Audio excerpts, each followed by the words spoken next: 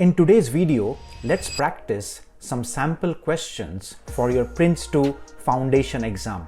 Hi, I am Ray and I am an authorized trainer for PRINCE2 certification, and I have helped many aspiring project managers in their careers to become certified project managers.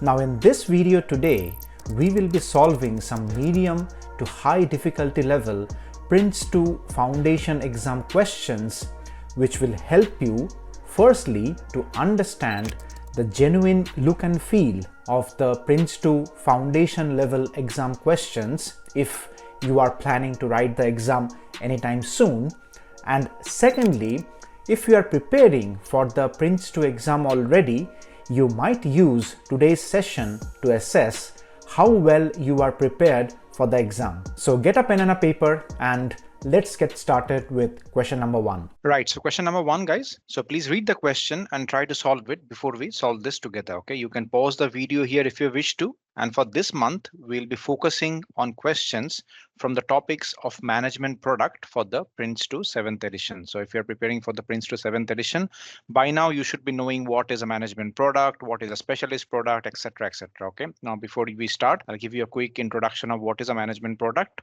So basically, management products are items or project artifacts which are prepared by the project team for the ongoing monitoring and execution of the project. So for example, project plans, business case, exception reports. So these things are prepared for the project team for ongoing monitoring and execution of the project, right? So these are called management products. Issue report can be another one. There can be another one, for example, benefits management plan. So things like that, right? And what is a specialist product? So these are items which are prepared by the project team to be handed over to the customer or to the end user or to the client during the end of every phase, or let's say as a combination at the end of the entire project. Okay, so examples of specialist products could be, troubleshooting guides, standard operating procedures, etc., etc. Okay, so with that understanding being set, let's come back to this question now. Pause the video here, try to solve this question before we take this together. All right, so let's get started. At the end of a project, when the project manager is finalizing the project documentation, which of the following would not be a reason to consult the business case? Okay, so these type of questions are called negative type of questions, and you will be finding these type of questions in your PRINCE2 7th edition foundation exam. So these type of questions typically gives you 3 correct options and 1 incorrect option based on the question premise, and you need to identify that option which is not correct. Okay, so for example, this question is asking that which of the following would not be a reason to consult the business case. Okay, so that's a negative type of question. So let's look at the options one by one. Option A, to verify if the project has met its cost objectives. Okay, now this is definitely a reason to consult the business case, right? Because for example, in a business case, you might be having the cost benefit analysis, you might be having the funding constraints, you might be having the funding details of the project. Okay, so you need to go back to the business case at the end of the project to complete the check action of your entire PDCA, which is the plan, do, check, act cycle, to see that whether you have completed the overall project within the project budget or within the project funding that was provided to you at the initiation or at the startup stage of the project. So you definitely need to come back to the business case at the end of the project while finalizing the project documentation. Okay, so A is correct. So it's off the table.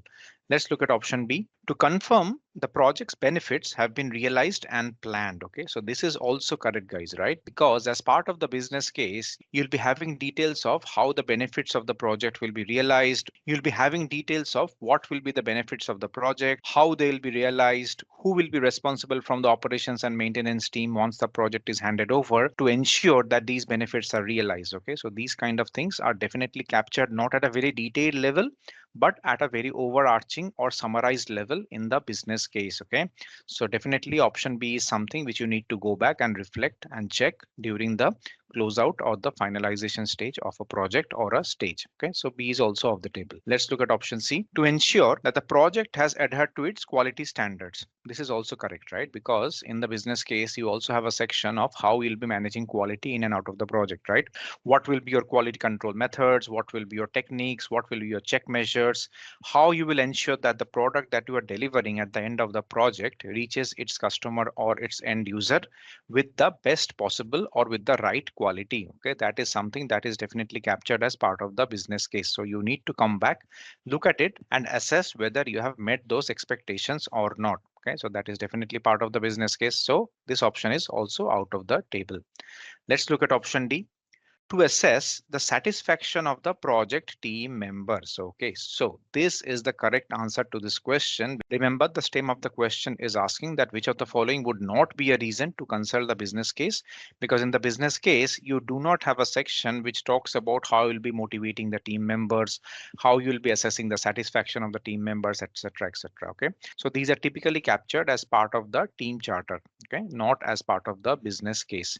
Because for example, when you are assessing the satisfaction of the team members, that can be professional satisfaction, that can be personal satisfaction, that can be motivation with respect to that person himself or with respect to the way the person is interacting with the other members of your team, etc., etc. Okay, so these are more, let's say, kind of softer elements of project management or resource management per se when it comes to project management. And these kind of satisfaction levels of team members are not something which are typically found in the business case of a project. Okay, so option D seems to be the correct answer to this question. Now to finalize option D, we'll relook at option A, B, and C, and we have seen that all the three items, for example, to verify that the project has met its cost objectives, to confirm the project benefits, which is the benefit realization plan, and to ensure that the project has adhered to its quality standards, all are something which needs to be taken care of or checked during the finalizing stage of the project documentation. And option D is something which is typically not checked as part of the project finalization documentation. Okay, so the correct answer to this question is option D. Next, let's move on to question number 2. Question number 2, guys. Please read the question and try to answer it before we solve this together. Again, this is a question on management product. As I mentioned, we are focusing on management products as part of this month's exercise. And this management product which is being discussed in this question is the issue report for your PRINCE2 7th edition projects. So I'll pause here. Please read the question before we take this together. So let's get started. What is the primary purpose of updating the issue report after the initial creation in PRINCE2? Okay, so the question is basically asking that if you have created an issue report first, what is the primary purpose which will enable you or which will need you to go back and update the issue report again? Okay, so for that you need to understand basically what a issue report is in its first place. So what is a issue report in PRINCE2? So in PRINCE2, an issue report is a report containing the description, impact assessment, and recommendations for a request for change or for a request of off specification or a problem or a concern. Now, if you go back to your PRINCE2 manual, you will see that basically anything which is a change request, anything which is an off specification, anything which is a problem or a concern, all of these are classified as issues. You can also go back and watch my 2-hour webinar of the PRINCE2 basics, as I mentioned at the beginning of this video, to get these basic concepts cleared before you come back and attempt practice questions. Okay, so issue report is created only for those issues that needs to be handled formally. So that is also very important, right? Because you do not create issue reports for very petty or very trivial things. So for example, if one of your team members is coming and saying that, okay, his laptop is not working, or maybe one of your team members is coming and saying that, okay, the license for one of the softwares which has been installed in her computer has expired. These are, of course, issues, but these are not something which are very formal, and these could be managed by the project manager informally as well. Okay, so these things doesn't come into the issue report. So formal things such as definitely change requests, off specifications, major problems or concerns, okay, which were initially a risk, but now since that has materialized, it's an issue for you and you need to tackle it. So these kind of big things which might affect the project from a cost standpoint, from a schedule standpoint, from a resourcing standpoint, from a scope standpoint, quality standpoint.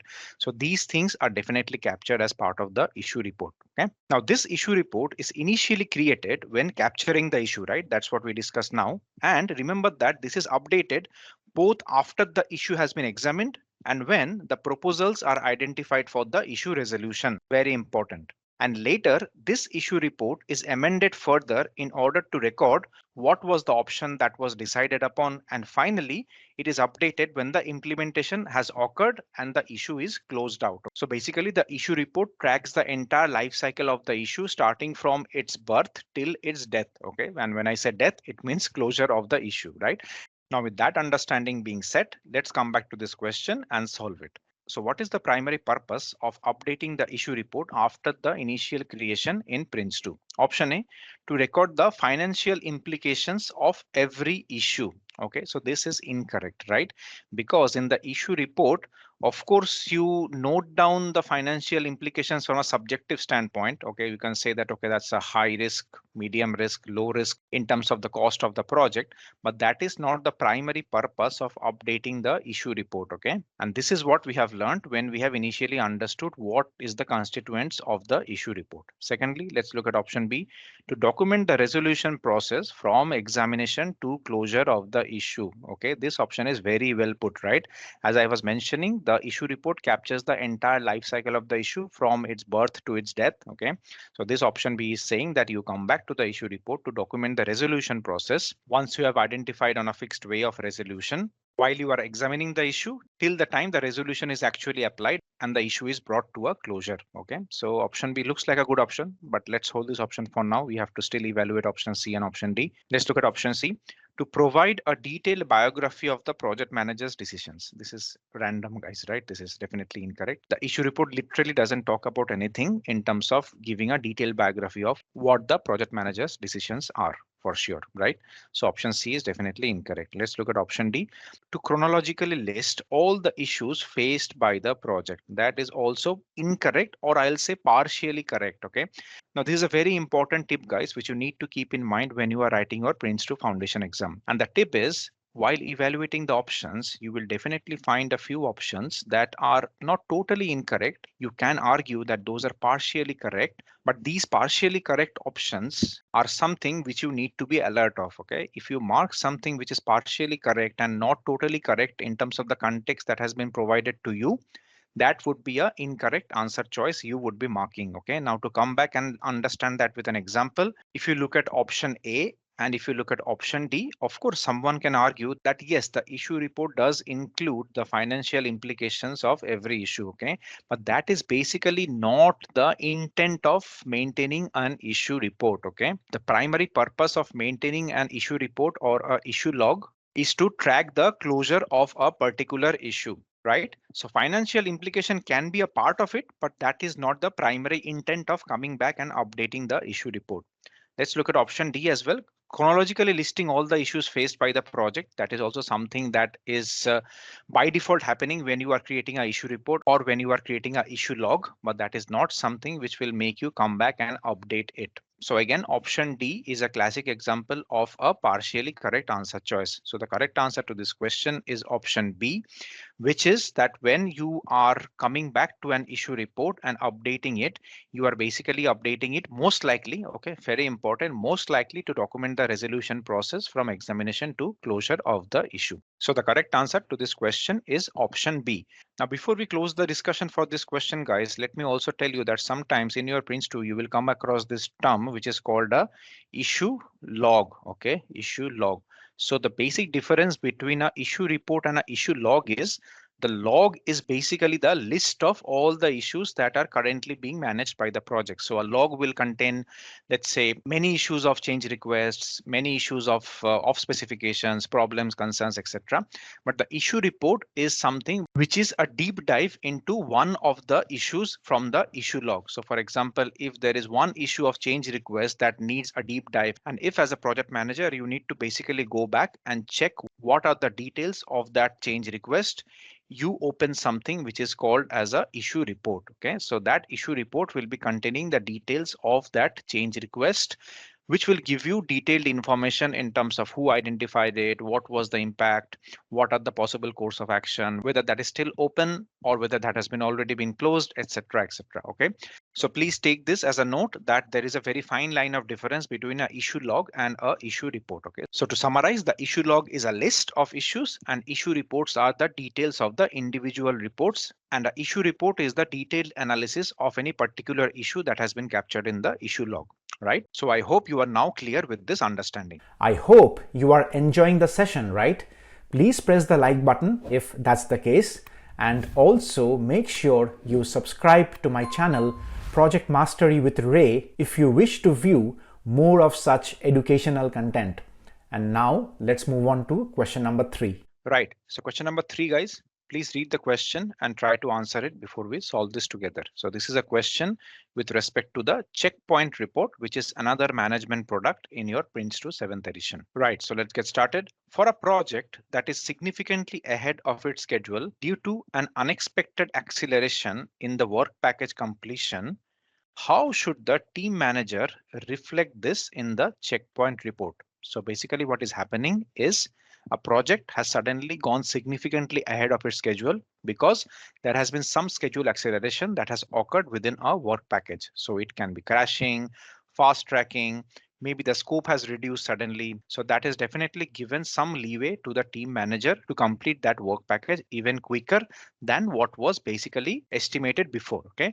Now, how should the team manager reflect this in the checkpoint report? Now, to answer this question, you need to basically first understand what is a checkpoint report, right? So please go back to your PRINCE2 manual. That's a homework. Please go back and study the definition and the intent of having checkpoint reports in a PRINCE2 project. Alternatively, you can also go back and watch my entire webinar on the PRINCE2 7th edition. Now let's come back to this question. Let's look at the options one by one. Option A, adjust the team plan to reflect the new pace of work. Okay, so this can be an option because if you know the checkpoint report by now, you know that within a checkpoint report, you have the details of the team plan with which the team manager is currently working and also any forecasted changes to that team plan. So option A looks a good option, but let's look at the other options as well before we mark option A correct and move on. Option B, maintain the same reporting frequency despite the project being ahead of schedule. Now, this also looks as a good option. Now you can say that, look, Ray, the checkpoint report is a time-driven report, right? It is not an event-driven report. Now you need to understand what is a time-driven report versus what is a event-driven report. Now, when we talk of time-driven report, guys, these are type of reports which are generally prepared at particular time intervals, irrespective of what the status of the project is. So for example, checkpoint report, let's say it's created bi-weekly or monthly by the team manager, irrespective of what is the situation of the project. So these time-driven reports, as the name suggests, are time controlled. Okay, so bi-weekly or monthly. And what are event-driven reports? So these are reports which are triggered when an event actually occurs. So for example, let's say exception report. Okay, so you don't create exception reports every month or bi-weekly, right? An exception report is only created when an exception event has occurred, right? So these type of reports, like the exception reports, are event-driven reports. Now coming back to this question, this is definitely a time-driven report, right? Checkpoint report. Now option B is saying that, okay, how should the team manager reflect this unexpected acceleration? It is by maintaining the same reporting frequency despite the project being ahead of schedule. Now, does that really address that, okay, how the team manager is basically communicating this schedule acceleration? No, right? So this is a classic example of an answer option, which is true in its isolation. But if you look at the answer option with respect to the context of the question, it doesn't make any sense. Now, of course, it's true that maintaining the same frequency of the checkpoint report despite the project being ahead of schedule is something that is expected out of the team manager, right? I am not denying that, but does it really help answer the question that, okay, is this the right way of communicating to the leadership that the project or the work package has suddenly experienced a schedule acceleration? No, right? So that doesn't really answer the intent of the question. So option B is incorrect. Let's look at option C. Report the progress as per the original team plan without highlighting the acceleration. Now that is a gross misconduct, guys. Okay, so you can't do that. If you have a schedule acceleration as a team manager, you have to report it to your project manager. If you are suppressing that information, that's gross misconduct and should be avoided as part of any project, be it PRINCE2, be it any basic project which you are doing as well. Doesn't really matter. That is basic project management decorum, basic project management ethics. So option C is incorrect. Let's look at option D. Request a reduction in the frequency of checkpoint reports due to efficient progress. That is also incorrect. Now that is something which could be evaluated, but this can't be a reason to say that, look, I have delivered or I am delivering this work package at a accelerated schedule. Now, if you had told me initially to give the checkpoint report monthly, now I will give you the checkpoint report once every 2 months. Okay, that is very illogical. That doesn't really drive the fact, the importance of maintaining the set frequency of the checkpoint report, as we have already discussed that the checkpoint report is a time driven report and not a event driven report. So a event of schedule acceleration does not dictate the schedule or the frequency of the checkpoint reports being altered. Okay, very important for you to understand the reasoning with which why we are rejecting a wrong option. So that is a very important skill that you need to master to be successful in your PRINCE2 exam. So option D is also incorrect, and the correct answer to this question is option A, which is to adjust the team plan to reflect the new pace of work. And that is what the team manager should do in this scenario where there is an unexpected acceleration in the work package completion. So the correct answer is option A. Right, next, question number 4. Right, so question number 4, guys. Please read the question and try to answer it before we solve this together. So this is a question regarding the project brief management product in your PRINCE2 7th edition. So I'll pause here.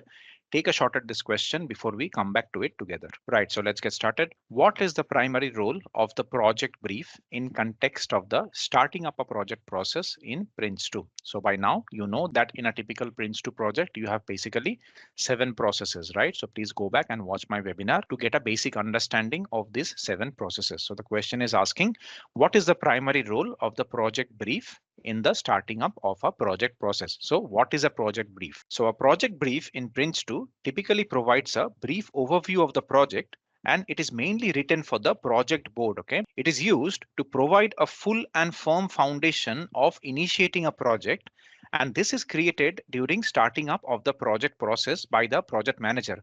By looking at the project brief, the project board will basically decide whether to proceed with the project or not. Okay, now the answer, mark my words, guys. So the answer could sometimes be a no as well from the project board. So if the project board thinks that the project will be loss making, the project is not making any business sense after going through the project brief, the project may not see the light of the day, and the project can be killed at the starting up phase itself. Now, this is a good business decision because by doing this due diligence at the very initial stage of the project, you are basically saving a lot of resources, funds, and unnecessary complexities which might occur if you are doing a project which is not linked to the overall organizational structure or overall organizational principle. So a evaluation of the project brief by the project board basically gives you that acid test to check that whether the project is viable from a business standpoint to proceed to the initiation stage. Okay, so with that understanding being set, let's come back to this question and look at the options one by one. So what is the primary role of the project brief in context of the starting up of the project process? Option A, to provide a detailed financial plan of the project. Incorrect, right? So a detailed financial plan is provided at a later stage of the project during the initiation stage of the project as part of your cost management plan or funding strategy. Okay, it is not something which is done as part of the project brief because basically at that point you don't even know whether the project will be actually chartered or not, right? So you are still at the starting up phase of the project. Now to provide a detailed financial plan does not make any sense at this stage. Let's look at option B, to serve as a foundational document for initiating a project. That's what we were talking, right? Because this gives the project board the necessary foundation to evaluate the business viability of the project. So option B looks like the correct option, but anyways, let's look at option C also. To act as a legal contract between the project team and stakeholders. This is incorrect, right? So typically there are no legal contracts that exist within the project team and the stakeholders until and unless it is a contract between the project team and the supplier or the contractor or the vendor, right? Which will be in form of a contract. Now it can be cost reimbursable contract, firm fixed price contract, time and material contract, etc., etc. So those are legal agreements between the business, which is the project team, and the supplier. However, there is typically no legal agreements between the project team and the stakeholders, where mostly the stakeholders is the client or maybe someone within your organization, let's say quality department, health and safety department, cybersecurity department, etc., etc. So typically you don't have a legal contract between the project team and these stakeholders. So option C is incorrect. Let's look at option D, to outline the detailed technical specifications of the project deliverables. That is also incorrect because the detailed technical specifications of the project deliverables are found where? They are found in the product descriptions, right? So you need to understand what is documented where. So these technical deliverables are documented as part of the product descriptions, which is an output of your product breakdown structure in a PRINCE2 project. Very important, guys. Please take a note of this. So detailed technical specifications are not something that is captured as part of the project brief. So option D is also incorrect with that logic. Okay. Now I hope, guys, you are noticing that how I am evaluating every option and only rejecting them on solid grounds. So this is very important skill that you need to master to be successful in your PRINCE2 exam. Do not reject an option without any solid reasoning. Don't reject an option thinking that it doesn't feel right, sound right, hear right. You have to have a very solid reasoning to reject an option. Until and unless you have that, that option still stays on the table. Very important, right? Now, if you come back to this question, we have definitely rejected option A on solid ground, and we have also rejected option C and option D on solid grounds as well. So the correct answer to this question is option B. And finally, question number 5. Okay, so question number 5, guys, please read the question and try to answer it before we solve this together. You can pause the video here if you wish to. Right, so let's get started. What is the primary role of tolerances in a work package within the PRINCE2 framework? Okay, now to answer this question correctly, you basically first need to understand what is a tolerance within a work package in PRINCE2. Now, basically, a tolerance is a performance range with respect to the 7 performance parameters that has been provided by the PRINCE2 7th edition. So these 7 are the time and schedule tolerance, cost tolerance, scope tolerance, risk tolerance, quality tolerance, benefits, and sustainability tolerance. So basically, it's a performance range for these 7 types of tolerances within a work package, or in a broader term within your entire PRINCE2 project, within which you can show some flexibility without going back to your project board or without going back to your executive for any approvals. So for example, if I talk about cost tolerance, a typical PRINCE2 project will mandate that, okay, any changes with respect to £5,000, let's say, you need not come back or go to the project sponsor. Any change which you need to implement up to £5,000, you can do it at the discretion of yourself as the project manager. Now, anything above £5,000, you might need to go and get the approval from your senior user or from your project sponsor or project executive. So this is how tolerances work. It basically sets you with a limit within which, if you operate, you need not to take any approvals, or in other words, you are free to operate or free to execute your own decision style and decision making. But if it goes above or below those limits, you need to escalate. Okay, so for cost tolerance, we talked about a similar example of quality tolerance could be the upper specification limits and the lower specification limits of a quality metric. Okay, so if it goes below the lower specification limit or upper specification limit, you might need to involve your senior user. So these could be some examples of how tolerances work in a typical PRINCE2 project.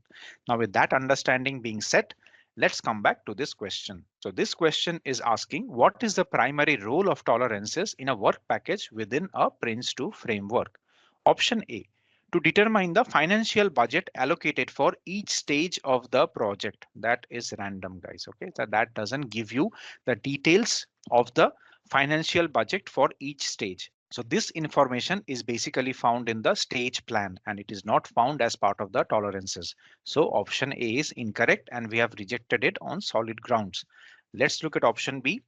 To specify the limits within which work should be completed to maintain project control. So basically, we were discussing what is the need of having project tolerances, and this option beautifully captures that. Okay, so it basically gives you the limits within which work should be completed to maintain project control from a quality standpoint, cost standpoint, sustainability standpoint, etc., etc. Okay, so option B seems like the correct answer. However, let's look at option C. To provide a detailed technical specification for product development. Again, incorrect, right? We have seen this as part of the previous question, that detailed technical specification is a part of the product description, not a tolerance. And it is not the primary role of a tolerance. So option C is also incorrect. Let's look at option D. To outline the communication protocol between team members. incorrect, right? Because this is captured as part of the communications management plan, which you plan during the initiation stage of the project. Tolerances have nothing to do with your communications management plan. So that is also incorrect. And the correct answer to this question is option B, which is to specify the limits within which work should be completed to maintain the project control. Now, before we end this question, guys, I would recommend and I would strongly suggest that you go back to your PRINCE2 manual and study the practice of progress as part of the PRINCE2 framework, because this best practice of progress, as you will see when you study your PRINCE2 theory, you will notice that the way a PRINCE2 project is evaluated with respect to its progress is with respect to these 7 tolerances. Okay, very important. So the backbone of the progress reporting or progress management in a PRINCE2 project lies with this set of 7 tolerances as documented in the PRINCE2 7th edition manual, because these limits will help you assess and define how well your project is progressing with respect to the set baselines which were initially identified during the initiation part of the project. Alternatively, you can also go back to my webinar and watch the section where I have discussed the progress best practice of PRINCE2 7th edition. So the correct answer to this question is option B. I hope you are taking notes, okay? Because I'm sure that you are learning something new at least as part of your PRINCE2 exam preparation as part of today's session, right? I hope you found the session helpful. In case you are planning to prepare for the PRINCE2 exam and you wish to enroll in one of my training programs, please drop me an email and one of my team members will definitely reach out to you. I am Ray, an authorized trainer for PRINCE2 by PeopleCert, and I look forward to meet you again in the next video.